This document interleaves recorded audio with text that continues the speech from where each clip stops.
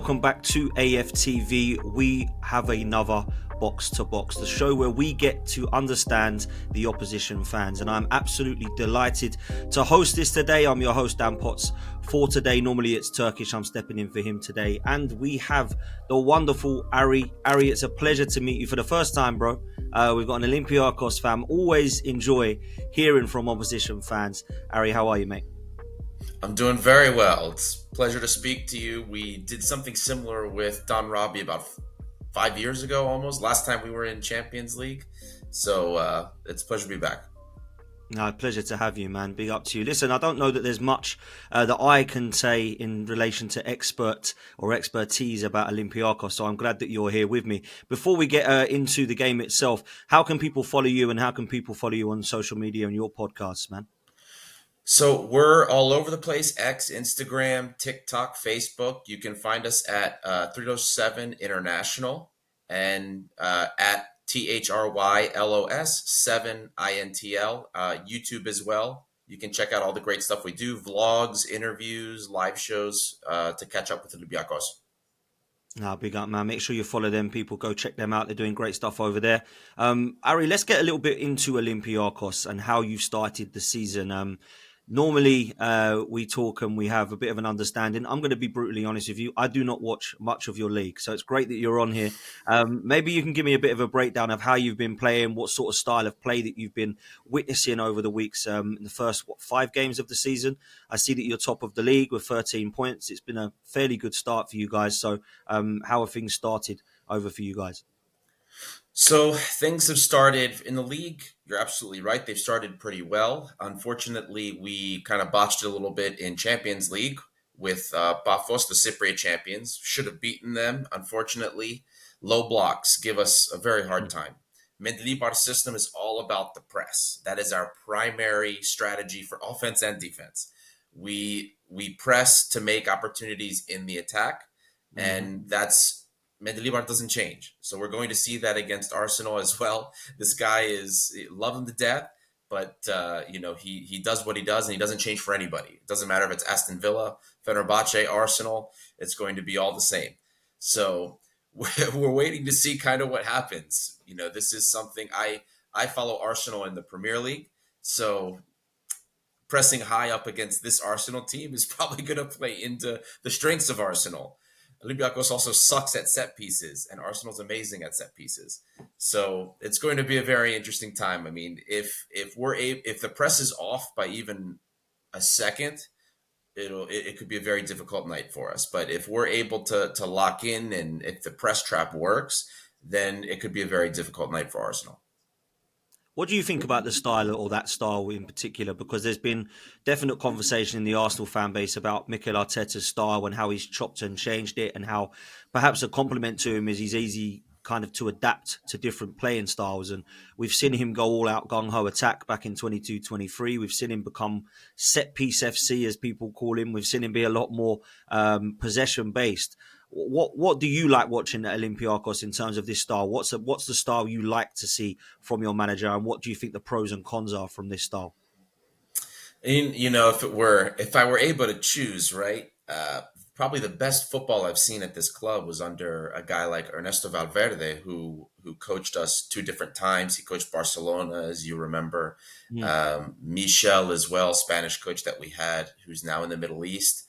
Those were the times that we played the best football. But in the end, for a club like Olympiacos that's not in the top 5 league, it's a smaller club with a smaller budget, results matter. And I can't complain about a coach that's given us two European title, you know what I mean, Conference League, and then, we went on to win the double last season.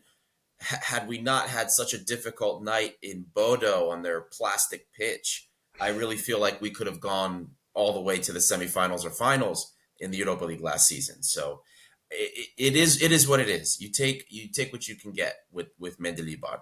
He's gotten you so much success in the short time that he's been here.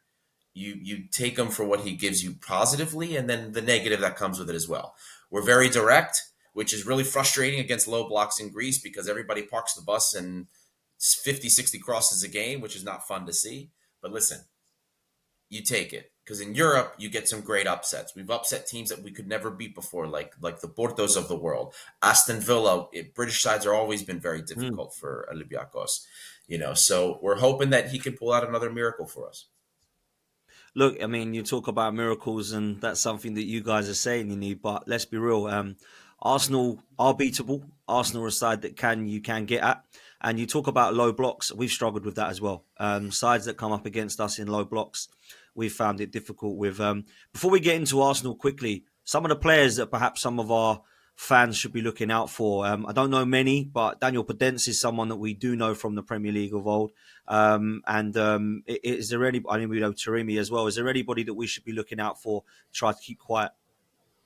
Of course, our striker, Ayub El Kabi, Golden Boot winner in the Conference League when we won the Conference League, and he didn't play any group stage games, only knockout. And then last year, joint top scorer in the Europa League, and he never played a single knockout round.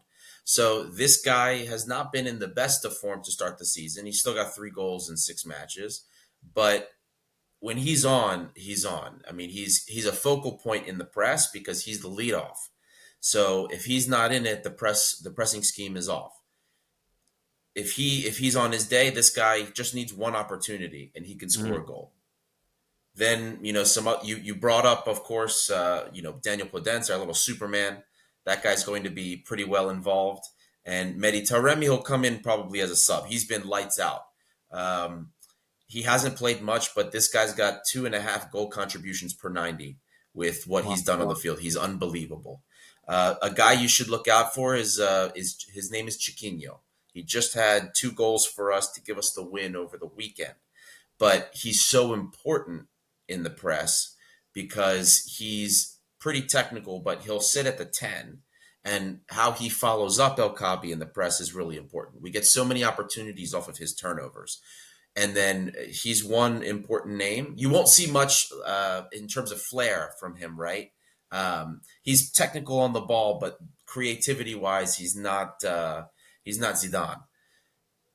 But on the press, he's extremely important to us. And the other guy is Santiago Heze. He's going to be playing deeper in the center mid. He's the most important piece of our press. He's the actual person that employs what we call the trap. He'll be sitting in the midfield, covering the runners on the inside. And then when the wingers go wide, he's the one that'll be anticipating, looking to cut the ball out from the inside. If he's on and we're turning the ball over in midfield or further up, then the game will be dictated by us. If he sucks and he can't do it, then it's going to be a terrible night for us. Those are the two players that you should focus on in the press.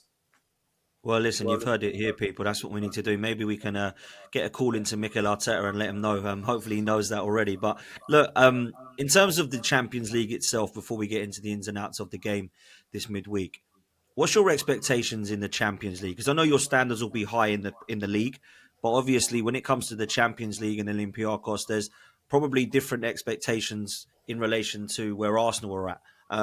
Realistically, what are you expecting in this competition for Olympiacos? We believe that this club is capable of knockout football. If Okay. we can get into the knockouts, everybody's happy. We know it's difficult. We're one of in terms of value, probably one of the lowest. Even probably half of the pot four teams, I think, have more value than Olympiacos does. So it's tough. It's Champions League. It always is that way. But knockout football, I think we can do, and everybody will be happy with that. No, listen, I think that's realistic, and I think that's fair, and I actually think that'd be an excellent start for what would be a very sort of anticipated season. When it comes to Arsenal, how do you think you're going to set up against us, and who is it that you're looking out for as the key individual sort of players, as far as we're concerned, with the players that you might want to keep an eye on that Arsenal have? So we're going to line up 4-2-3-1. We're going to press. If Mendilibar has anything to say about it, we joke about his giant Mendili balls because he doesn't care, man. He goes for it. So there might be some rotation. I know Odegaard was rested Mm. over the weekend. So was Martinelli. I don't really expect Saka to get rested as much, but those are guys that we're worried about. Bukayo Saka especially. I don't care which wingback he goes up against. Neither one has been super amazing. Him going up against either one of them, I'm worried about. Gyökeres, even his season, for me, I think he's been all right to start the season. I know the critics say otherwise. Gyökeres is another one. I think our center backs are prone to a lapse here and there, and they need to be pretty much perfect tonight. So he's another one. And then if I see Eze on the field, I've always liked him ever since he was playing over at Palace as well. So he's another one that I would be super concerned with. Do you think that Arsenal this season have had a really good summer transfer window? You've mentioned quite a few players there. You've mentioned some of the new players that have come in as well, like Eberechi Eze and Victor Gyökeres. Do you think this is the season that Arsenal have the squad depth to go and compete in the kind of competitions that we should be going to try and finally get across the line? Do you think the squad depth is now good enough?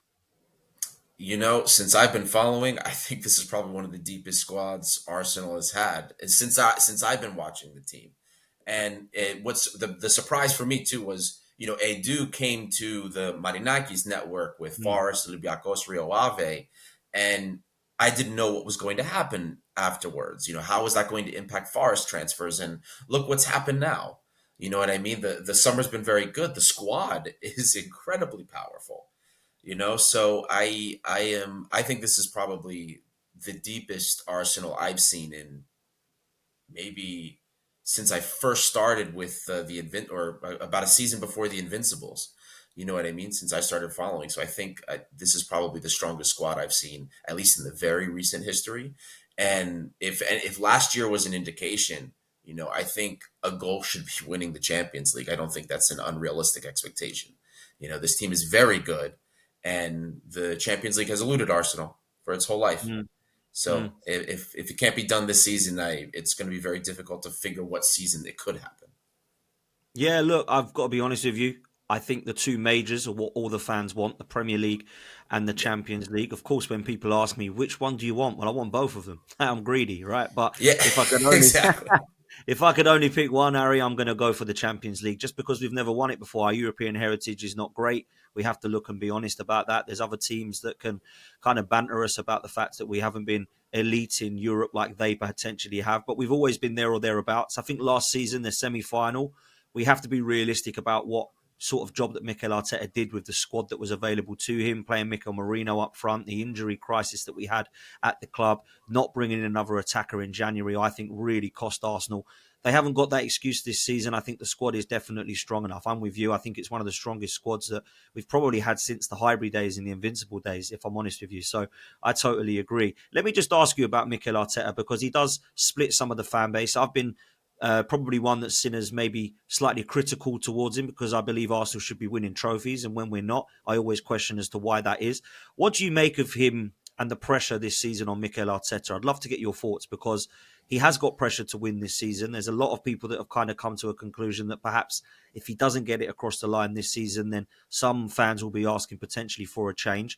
Do you think that's fair, or do you think that he deserves more time at the job at Arsenal? You know, it's there's a similar situation and a similar conversation that's kind of happening in Greece in some respects with Mendilibar, right? Because a lot of the fans do not like the flavor of football that we play. It's so boring. It's ugly, right? It's direct. We play very direct here, and then but I don't think there's any pressure on Mendilibar from Olympiacos' administration. That's the same, I Okay. think, with Arteta. The fan pressure, sure, people want to win. They're struggling. They're frustrating. That I think since the last thing that Arsenal won was the in his first season he won not the FA Cup, what the or maybe it was the cup. It was the It cup was that he the won in FA the Cup. first year. Yeah. So, and that is frustrating, but I doubt the board is putting a lot of pressure on him because he's built a good squad and he's gone from, there was that season where Arsenal wasn't in Europe at all. Remember the Yeah. Wenger, like that transition Wenger Emery. So the what he's done is now built Arsenal from a team that was, you know, unable to be in the top spots to now, okay, look, can lead the Premier League, second place, and is a contender. Now he just has Mm. to make it a champion. So I don't think there's as much pressure from the board on Arteta as there is maybe on the fan side, if that makes sense. Yeah, no, I think that's fair. I think what you've said is absolutely spot on as well. I think the board and the ownership are very happy with Champions League football, and I think that some of the fans are frustrated that perhaps we haven't shown enough ambition to get across the line. But one thing I will say, with the appointment of Andrea Berta and the summer that we've had, maybe that is now about to change because the players that we've Maybe. brought in, the contracts that we've signed, Saliba now signing a new deal with us, which is massive news. Saka rumored to follow, which is massive news. I think now there could be a change at board level and ownership level with Arsenal, and hopefully we start to see some more ambition at the club, man. But let's stick to the game. Quickly run me through what you think your team will be for this game, and then we'll get a score prediction, bro. What are you saying for your 1 to 11? So, goalkeeper, if everything works out, will be Kostas Cholakis. He's from our academy. This guy's what changed our season to win the Conference League. Now, there's been some murmurs that he actually could be suspended for this match. I can't confirm that. This was something I just read literally when I woke up about 25 minutes ago. So it's that threw me for a bit of a loop. But if Tsolakis is not playing, this is going to be a very difficult night for us because this guy is, he had the most clean sheets in the Europa League. He was one of the best by the prevented goals metric in Y Scout. He was the best goalkeeper, the most saves, the most prevented goals in the Europa League last season. He's amazing for us, probably the best keeper we've ever had in our history. So if he's not playing, it's going to be extremely difficult. So expect him. If he's not, it'll be a guy named Paskalakis. He's got European experience, but he doesn't quite have the reflexes. Our back four will be our captain and center back on the right, Panos Retsos, also homegrown. We sold him to Leverkusen for a record fee. We got him back, and he's been doing amazing since his return. Italian left center back, Lorenzo Pirola. We picked him up from Salernitana. He's been the captain of the U21 Italian international team. Our left back is an Argentinian named Francisco Ortega. He's capped with the Argentinian national team. He'll be overlapping if he gets the chance and space to do so on that left side. The right will be a Portuguese kid named Costinha. He was the best right back in Portugal 2 seasons ago. Okay. So he's another one that's very interesting. The center midfield pairing is what kind of we don't really know what will happen. Ideally, it will be our 18-year-old prodigy, Christos Mouzakiti, starting, a player that Arsenal, I can tell you, is very interested in. You guys have been at every one of the transfer room events. You guys have been asking about him, and you'll Wow. probably be watching him. He's one of the best things to come out of our academy ever. Wow. So Kostulas last season to Brighton, or this summer rather to Brighton. So Mouzakitis will be, another one. Maybe you guys will be the ones that end up getting him over the summer. But I hope he starts. But I think it'll be Danny Garcia, veteran that Mendilibar had in Spain when he was playing or coaching in Spain, and then Santiago Heze, who I brought up before. So that will probably be the more defensive midfield pair. Chiquinho at the 10. On the right, it'll probably be, as long as he's healthy and available to go, Gelson Martins, Portuguese winger Hmm. of ours. Very fast, very effective. And then probably, if Daniel Podence doesn't start on the left, it'll probably be Strefetza, um, Gabriel Strefetza, who we just picked up from Como this summer. Okay. And don't be surprised also, we have another teenager in the team that came up from the academy. His name is Stavros Pneumonidis. His last name literally means lungs. Oh, So wow. he literally runs all day, this kid, and he's a pressing winger. So he could make an appearance. It might be a bit too, the Champions League might be too much. He's already played already, but he's one for the press that could be effective. So I would look out for him, but I think it'll be Strefetza and Gelson Martins. And then El Kabi, of course, is 100% starting at the top. Okay, interesting. Well, listen, people, we're going to have to remember some of those names, and I'm certainly going to now check out the guy that we're linked with and been scouting. That's for sure. 18. That sounds very exciting, and prospect of him sounds good. So, look, I'll ask you before we come to a close for score predictions. But as far as Arsenal are concerned, very quickly, do you think Arsenal right now have more chance of winning the Premier League or the Champions League? I always like to ask that because I think both the competitions are very different. The Premier League is all about consistency over 38 games. The Champions League, as we know, is a knockout. Do you think this Mikel Arteta side has got more chance of winning in a knockout football competition like the Champions League, or do you think we have got the consistency and run that we can put together to go and finally lift that Premier League that we all so badly want? That's a really good question. you know, before last season, I would have told you Premier League, right? Because I Yeah. wouldn't have said I trusted Arteta in knockout football. But last year, he did very well. Even against PSG, we lost both legs, but I thought we looked very good against the team that eventually won the Champions League and was easily the best team in the tournament. This year, that's a really good question. I would still say the Premier League, Okay. simply because when you're dealing with all of these different international teams, you don't know who's going to kick on and who kicks in form, right?